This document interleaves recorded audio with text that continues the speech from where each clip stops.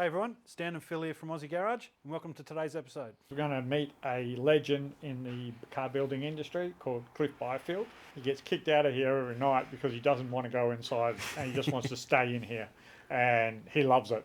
Let's go and meet Cliff.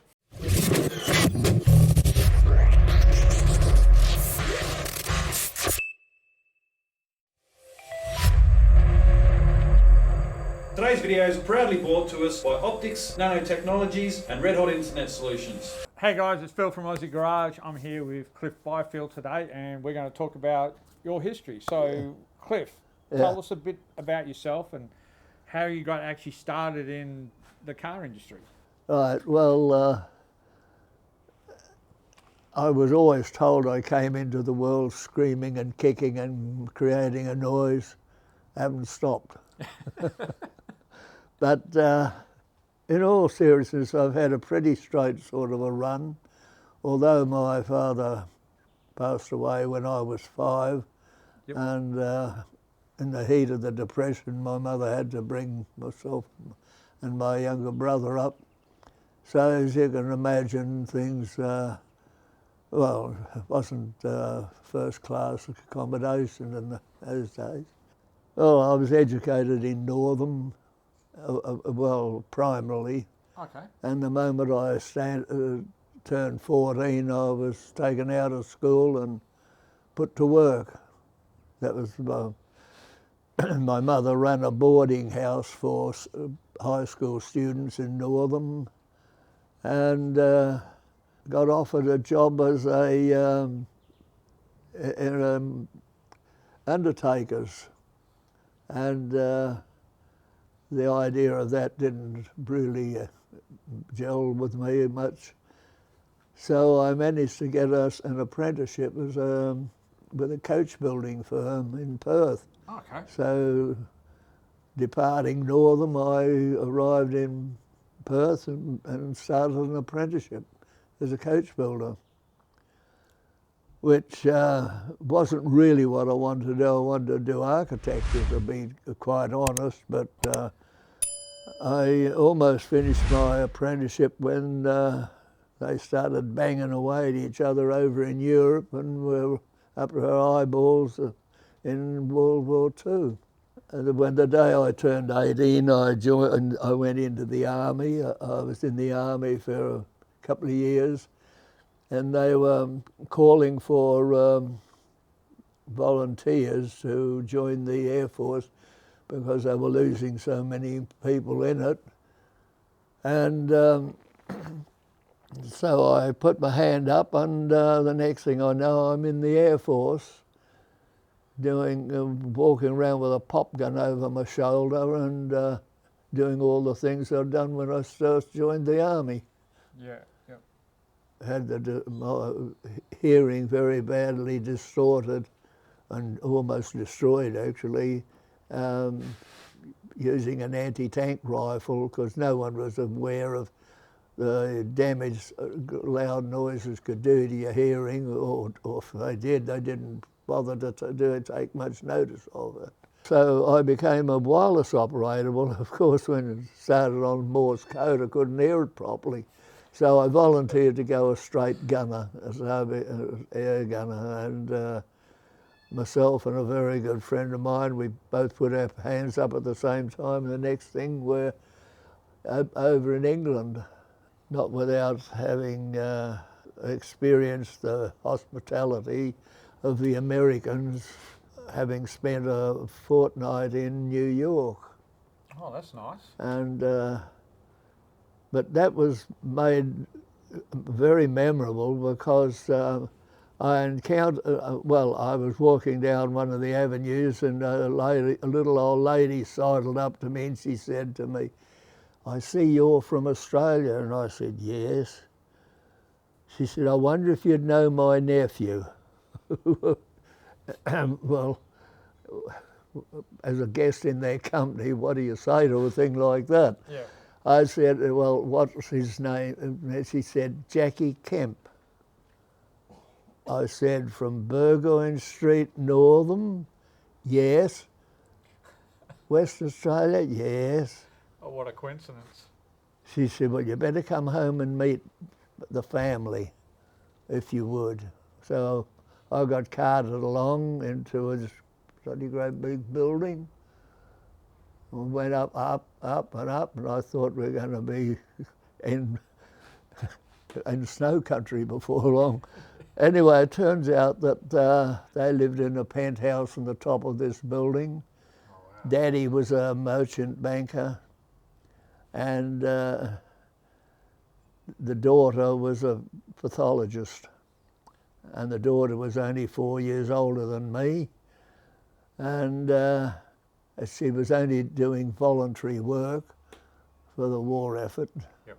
Which is very gracious of them. She's a lovely girl actually, and she said, right, well, have you ever been to a nightclub? What, on my wages? You wouldn't even have gotten in through the door. And she just seemed to have a pass to wherever she wanted to go.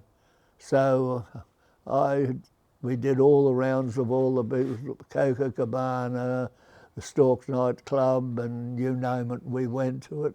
Oh, and we went to matinees and heard Fritz Kreisler play, and yeah, just things that normally you'd never think of doing. Yeah. And so that was my experience in New York, and I corresponded with her for many years after the war, and she usually had children and married her a fiance, I suppose he was, when I was in New York. But anyway, that was that, and we sailed from there to Greenock, and Julie onto a train to Brighton. Okay. And we experienced that war, the effects of the war, because all your dirty clothes, and they issued us with a bag to put out all our dirty clothes in so we could present ourselves a little bit more respectably. Anyway, that night, Jerry decided to pay us a visit and blew the laundry to pieces. So we're all issued with new clothes. But anyway, that was the beginning of the war. Yep. For me. After 31 trips, I was discharged. Our crew was disbanded, and as usual Air Force policy, they just spread you all over the place. And you wonder why, but when you stop to think of it, it's the right and proper thing to do. Anyway, I got sent to a place called Nairn in Scotland, RAF base, RAF base, that's right, and the perimeter area of the airfield, that's what we've got it in, was a distillery. It was Christmas time. It was the coldest temperatures ever recorded that they could know of at the time up where we were. And when I first came to Perth, I lived in Victoria Park, and a near neighbour was a Scotchman, and he came from up that neck of the wood, and he and his wife spoke Gaelic.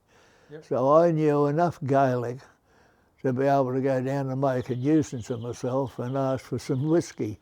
I went down there with the idea really of finding out how they actually made it, which is more because I never drank. Yep. And that's when the chap said,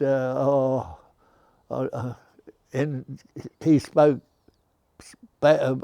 worse English than my Gaelic.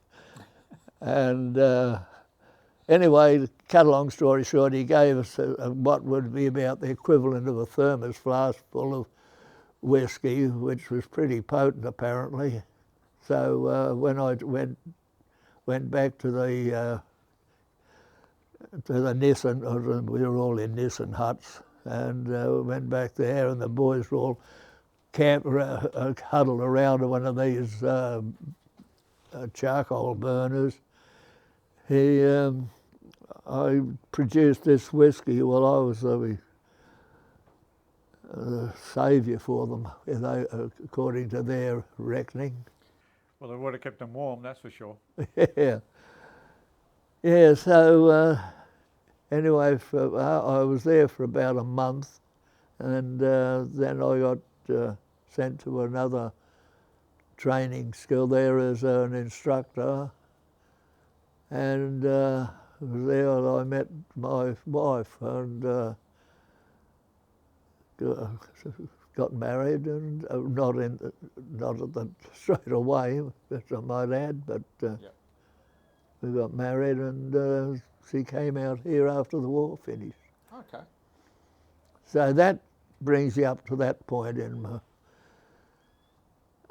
as I hadn't completely finished my apprenticeship when I joined up, I had to go, I did a CRTS course, and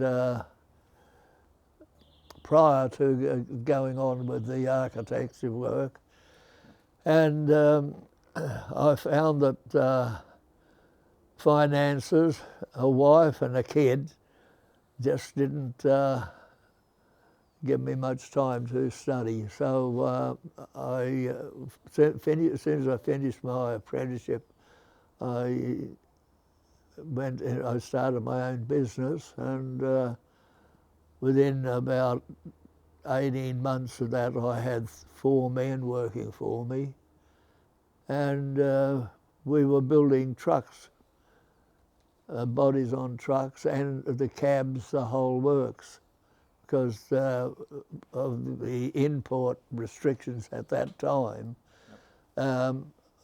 Vehicles had any body on the vehicle, even mud guards. We used to have to make mud guards, the whole lot, bonnet, the lot. They just had a bare chassis in many cases with a radiator sticking up and some instruments tied to the steering wheel. That's your truck, mate. Now get a body put on it. Okay. What brand, do you know what brand the actual truck was once you finished building it? Oh yeah, so ERF Fodens, there's Leyland and AEC, but I concentrated mainly on the AEC. Yeah. And matter of fact, there's one of them with one of my cabs on, still in working order today, down in the timber country. Oh, nice. So I got photographs of it. I was just doing very well in the business when a change of government policy in respect of importation of vehicles, that they were allowed to send them out now with cabs and complete finished truck. And of course, that just all fell in a heap. Okay, yeah. So I had to then divert my attention to sort of jobbing work, really. Whatever was needed, you built. Okay. They had what they were called a credit squeeze. Dozens and dozens of small businesses like mine just went to the wall. Yeah. I finished up with thousands and thousands of dollars worth of work unpaid for. Yeah. And ultimately I had to declare myself bankrupt and pay off all the debts and start again, which I did. Yeah. Pulled the plug and went school teaching. Oh, different change of pace? Yeah. That was an eye-opener to me too, to realise what a recalcitrant lot of little buggers we were. Well, from that I retired, and since I've been retired I've built 3 cars, restored, heaven only knows how many, and enjoyed every minute of it. Well, we've seen some of your cars at the museum, Yeah, and they are stunning. Having that kind of vision that you had for even that Jag, that sports car to keep up with the European market, that thing, like, that still would rival a lot of sports cars today. yeah. Well, I must confess I enjoyed it, and fortunately I was doing small jobs for people, which gave me the finance to be able to buy the bits and whatever parts that I require, and machinery, etc. The other day I had one of my friends rang up and said, "Oh, you know the Barlow's Aston Martin racing car that he brought out, which was originally driven by Sterling Moss." And I said, yes. He said, well, it's up for sale privately. I said, oh, how much they want for it? He said, they only want £30 million. I said, they got Buckley's hope there. He said, it's got no hope. There's some people that are willing to pay that kind of money for one-off cars. And I get amazed at times at the prices they do pay for some of these cars. Peter Briggs's Maybach, that was a complete write-off, and myself, I did all the body work, and a friend of mine did all the mechanical work and brought that back to life. That's up in the York Museum. Well, that's another thing too, HWM was brought out here from by, can't think of the character's name in Sydney. Anyway, he brought this car out, and he won the New Zealand Grand Prix in the thing, and then he came over here to race it in the West Australian Grand Prix, which was held up at Caversham, and of course it boiled its head off because it was a stinking hot day, and they took it back to Sydney, and in a hill climb, the mechanic was driving it back to the base, and apparently got a bit lead-footed and wrapped it round a tree. Oh, no. And fortunately he got away with it, but the car didn't. Anyway, 3 people bought it after that. He put it up for sale as a wreck. One chap in Melbourne, he had a go at restoring it, sold it on to a chap in Adelaide who had another go at restoring it. And then the final chap was an Englishman, actually, and he brought the bits over and tried to get someone here to have a go at it. Well, no one would look at it. Well, it was just a heap of crap. Yeah. And anyway, I took it on as a challenge, like a goat. But anyway, I restored the car. Oh, nice. And but in the process, I know why none of them could put it together, because they took it to a chassis aligner in Melbourne to straighten the chassis. Well, I had the thing here, and I couldn't match they had bits of it. I couldn't match them up on the body at all. It's got to be something wrong here. So I jacked it up with the plumb bob. I sat down, marked it all around on the floor, these salient points that should match up, only to find that the driver's side front wheels were 2 inches. You know, that's a lot. Yeah. Closer to the back wheel than they were on the other side. and this Jaguar's supposed to have straightened the chassis. So off to the local people down in East Perth, chassis aligners, and they did the right thing, and then all the bits and pieces of this car started to make sense.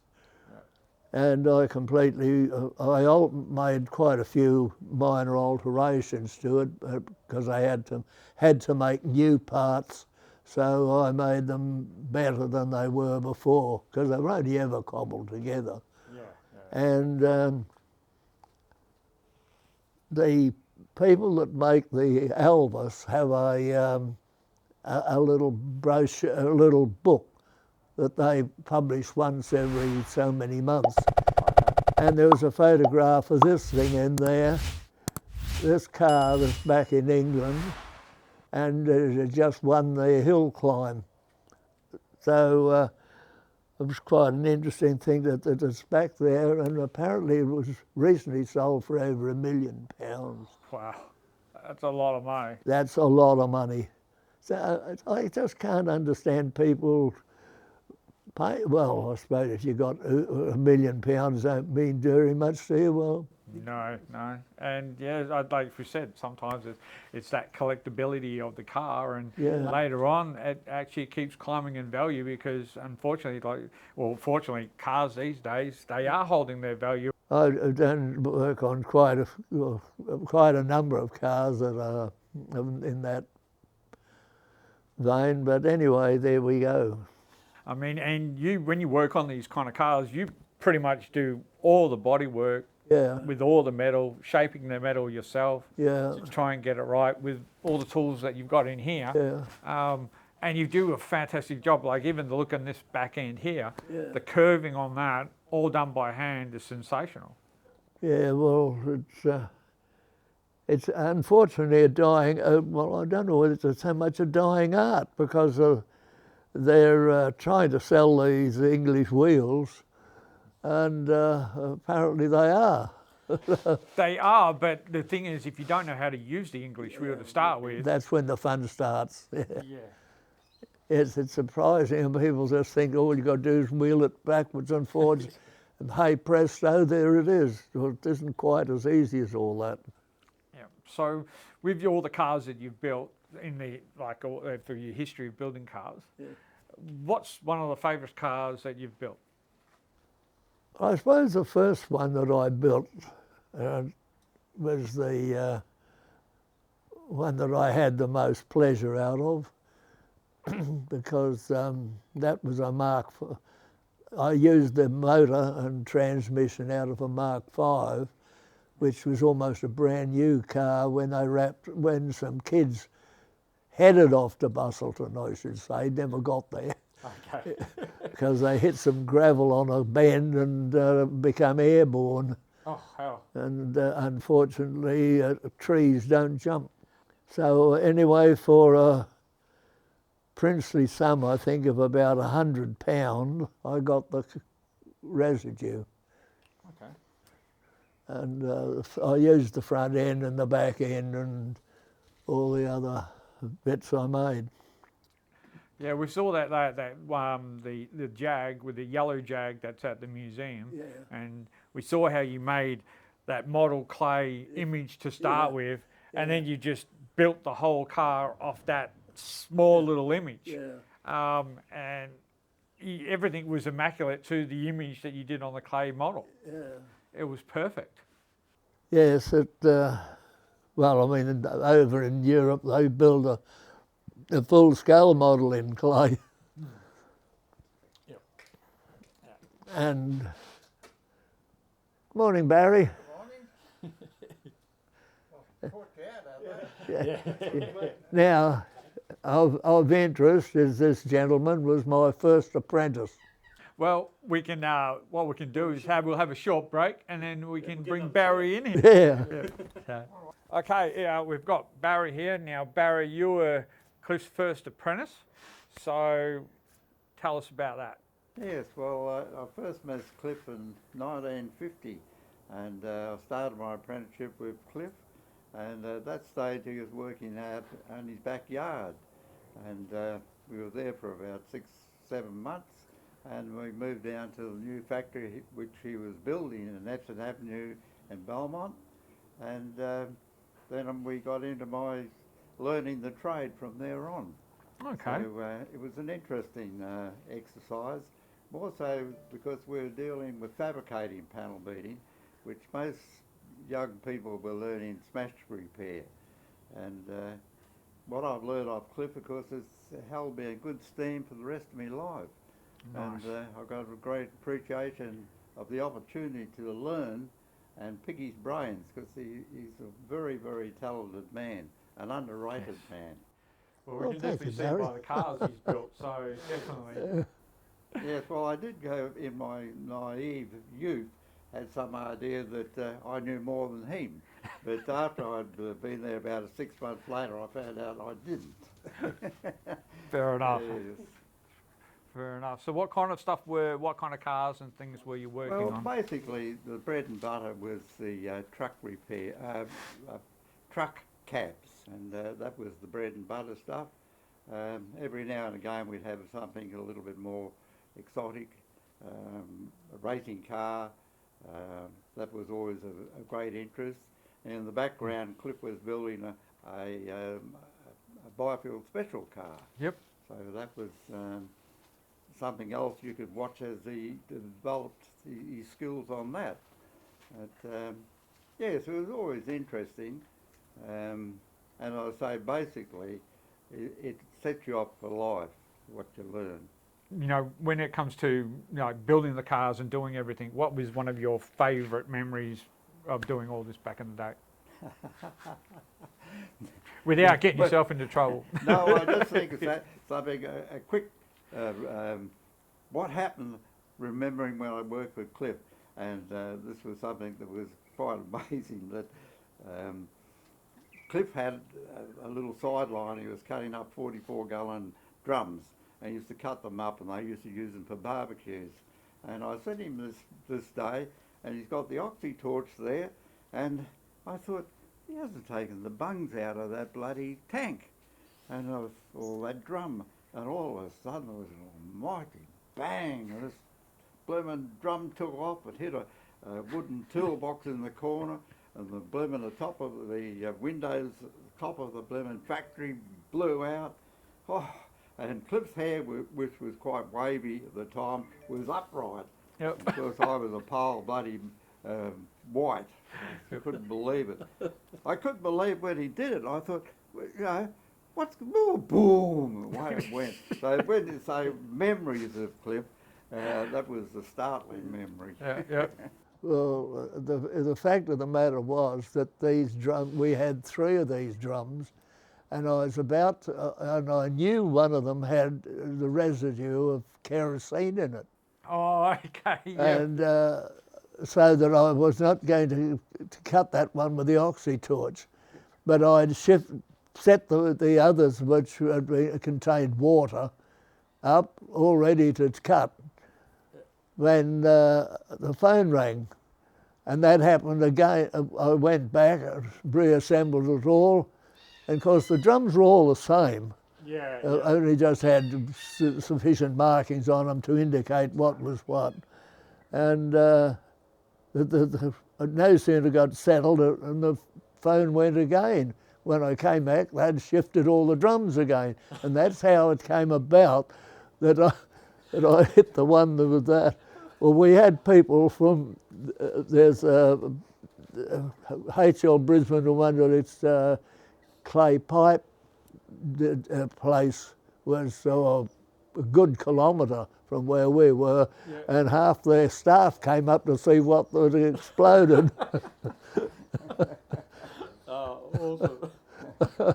Okay, so with some of the other projects that you've both worked on, what is one of your favourite builds that you ever did as far as a sports car or a different Byfield special, like you said? Yes, well, I think we made some lovely little sports cars, and Jim Ayres' one was a particularly nice little Holden special, very attractive little car. It's still around today, and we also did one which wasn't a very happy end to it. We did one for Mick Jeneff. Unfortunately, he had an accident and he was killed in that car. Oh, that's no good. But we had a little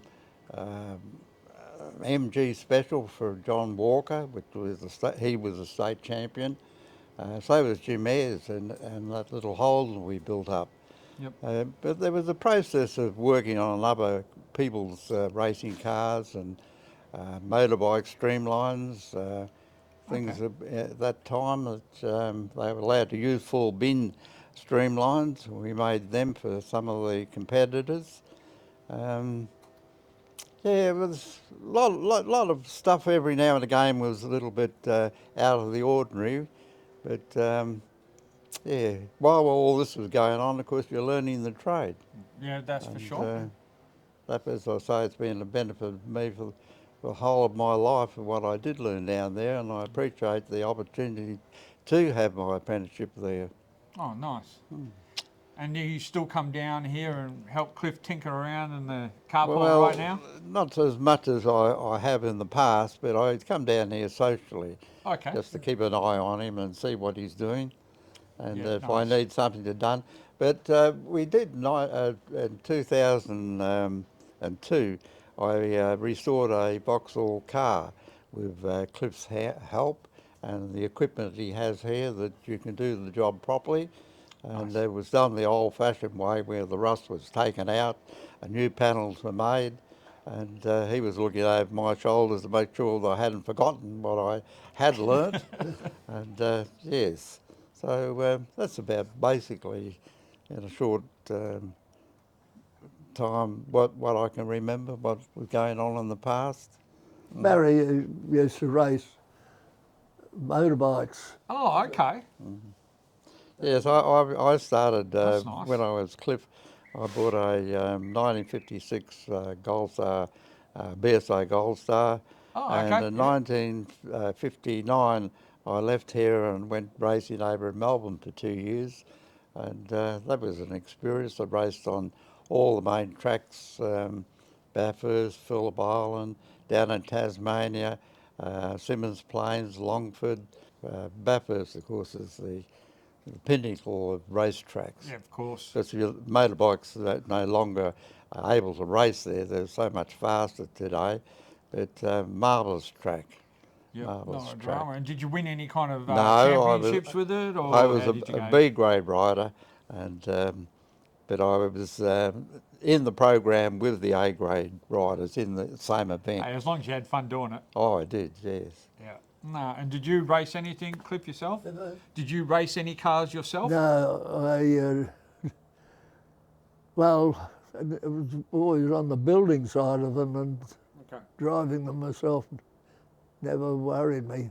I knew what going very fast and having to come to a sudden stop was like. Yep. I experienced that during the war. Yeah.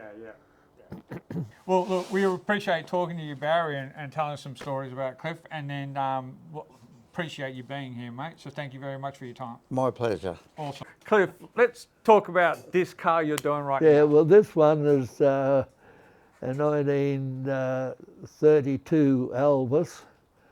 Was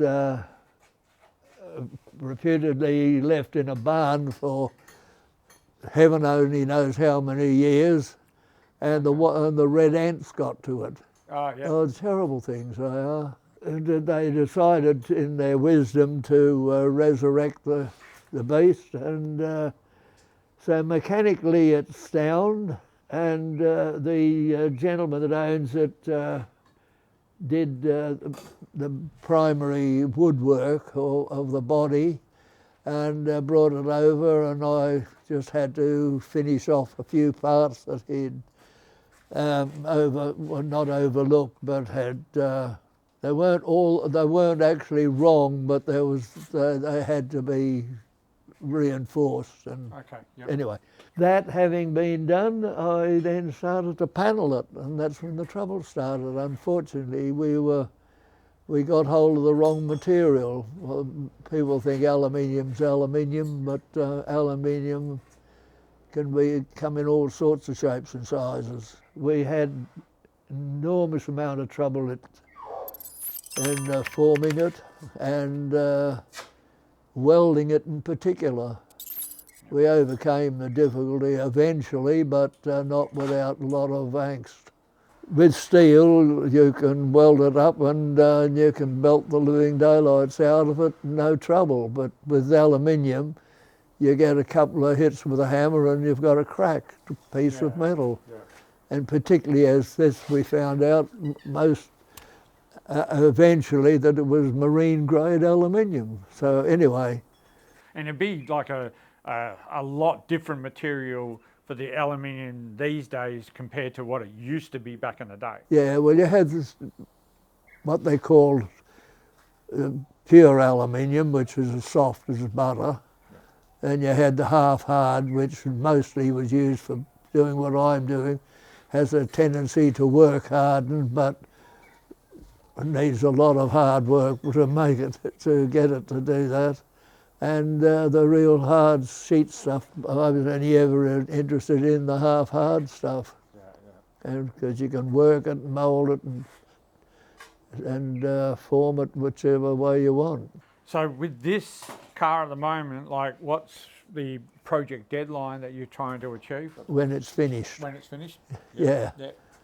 It's, however long it takes. I mean, let's face it, I've gone 100, I've turned 100 years. So, yeah, we were going to mention that, and you celebrated your 100th birthday not very long ago now. So what else could you, you've done some of the body on this, so what else do you have to do to the body on this right now? Well, basically I've just got to reassemble. The mud guards are all in there. Okay. The boot lid's made, the doors are made. It's just basically putting it together, but the foundation of anything has got to be done first. And you're going to do your what you've done before, the wood dash and the wood steering wheel? No, I don't. I'm called the Squits at that point. Okay. And that's his responsibility to finish the interior. And so, like you said before, like off camera, you said once a project's done for you, you get bored with it, you want it gone. Yeah. So, once you've done all this, what do you think you're going to move on to next? Well, I have knowledge of where there's a basket. Well, there's nothing wrong with it. It's a little Singer. Okay. It's a 1936 Singer, and it's all there. Yeah. But someone pulled it down to restore it, and and it was all put into one of those sea containers. Okay, yeah. Where it languishes today. And they were always a pretty little car. It'd be nice to see one of those around here. And I'll tell you what, you'll be very hard pressed to find one. And so I'm hoping that as soon as I get this done, I can put that back together. Oh, that'd be nice. Like, I haven't personally seen one myself, so, but I'm going to have a look it up and see what it looks like. It looks like an MG with the cutaway doors. Oh, okay. Tyre bolted on the back the same way. Yeah. Petrol tank in the same place. As a matter of fact, you wouldn't know the difference to an MG in many cases. But anyway, there it is. And you're going to customise that one, or just keep that one as stock? I'll make it as is, as it should be. Customising a car only comes when I've got to do a whole full build, like the Riley up at Whiteman Park. And that thing is sensational with the ducktail and everything. You did a fantastic job of that car. I enjoyed building that one because it presented me with an enormous amount of problems. The screen for the passenger in the dicky seat, the mechanism to be able to put that up, it took me about a week to work it out.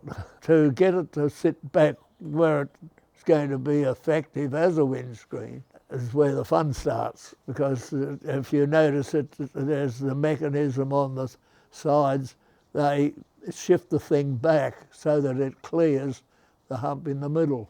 But then having got that, it had to then repose so that the shape of the bottom of the screen was coincided with the shape of the top of the back of the car. Nice. And that's when, yeah, it hit the fan. I didn't say a naughty word. That's all right if you did.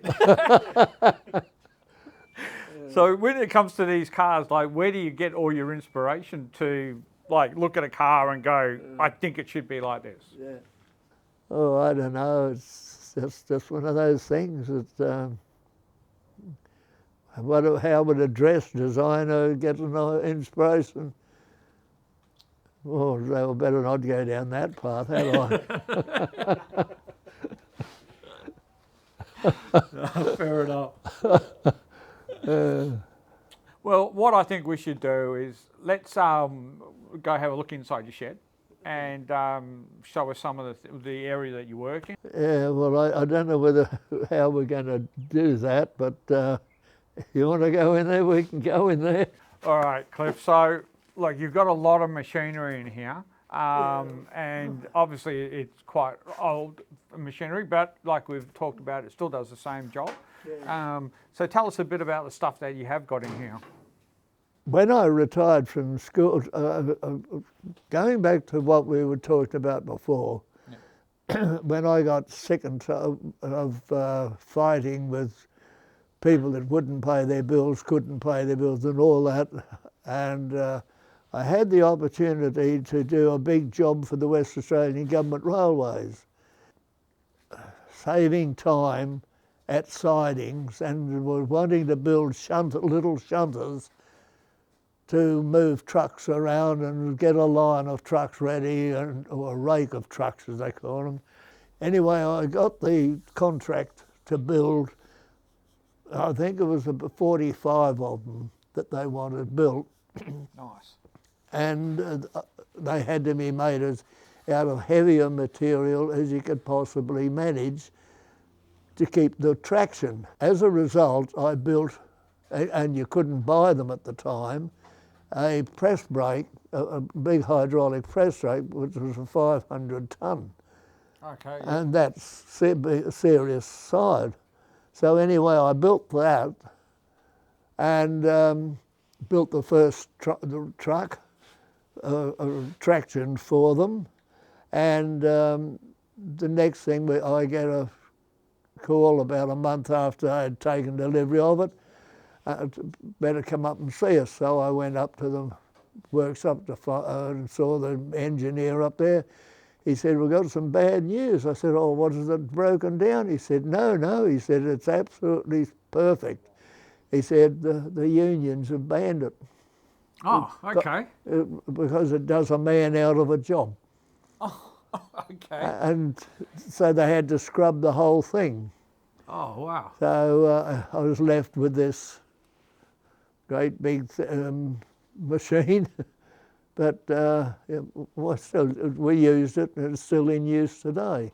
Anyway, a few months after that, through other circumstances, I had an opportunity to go into the education department, took the opportunity, sold the business, and that was that. Yeah, well, what I did, as soon as I retired, I got in touch with a chap I'd known casually, as he worked for an engineering firm, and they traded in second-hand machinery. Okay. And I said to him that if you ever see any nominating thickness buzzers, circular saws, whatever, give us a bell. I got a phone call one day and he said, I've got an under and over thicknesser for you if you're interested in a jointer. And so I went out and had a look at it, and that's it there. And it's just ideal for what I wanted. Nice. What's wrong with it? He said, oh, the rise and fall table won't work and everything's out of kilter. I said, "Well, okay." And I said, "What happened?" He said, "Oh, they just brought it in and traded in on a new one." I said, "Good for him, good for me." I brought it home, I pulled it down. All it was that they'd never cleaned all the shavings, and they'd got between the teeth, the cogs, bent the shafting. You just got a bonus deal and you hadn't had to do much with it? All I did was clean that up and put it back together, and hey presto. Perfect. And it's a beautiful machine. It's as accurate as you could get. Anyway, that and the other machines likewise, very similar propositions. Yeah, yeah. And you've been using this has been set up for how many years now like this? Oh, 30. Oh, wow. No, it's more than that. I retired at 61, so it's nearly 40 years. People say, "Well, you do when a metalwork, why do you want all this woodwork machinery?" Well, goes without saying. And now we had conversations over the phone when we were trying to set up your interview, and you pretty much are in this shed every day non-stop until late at night, or 7 o'clock at night, roughly. Well, I come down here because I've always got something to do. Yeah. Even if it's only cleaning it. No, that looks like it hasn't had much of success lately, doesn't it? It's fine. And you also have another person that helps you around in here, Alex. Well, well, put it this way. He has access to all my tools, and the law of the land says that where you get them from, that's where you put them back. Yeah. I won't go any further than that, but you get the message. I think that's most kids these days. I think that's most kids these days when they go into your toolbox. Where they finish with them, that's where they leave them. Yeah. While I was teaching, I needed some scrap steel, and the WAGR have a delightfully large dump of it. And so I used to go up there and get scrap iron and stuff for the kids to, weld and do whatever. And I saw this thing laying on its side there, and I thought, that's an English wheel. So I said to the chap, "How much for the English?" I didn't tell him what this thing here. I said, "I can use that." He said, "Oh, give us $50. Oh, wow. I tell you what, sleight of hand would be. You've never seen $50 appear so quickly. Yeah. Well, And he even loaded it onto my ute at the time, and I brought it home. wow. So unfortunately, they had left it in the rain, and the top wheel, which is the heart of the whole thing, had just surface rust. So I took it along and had it surface ground, or nice. cylindrically ground, Got all the bits out of it and everything. Been like it ever since. Perfect. And we see that you've got like a very old bandsaw here as Yeah. well. I mean, how old is that?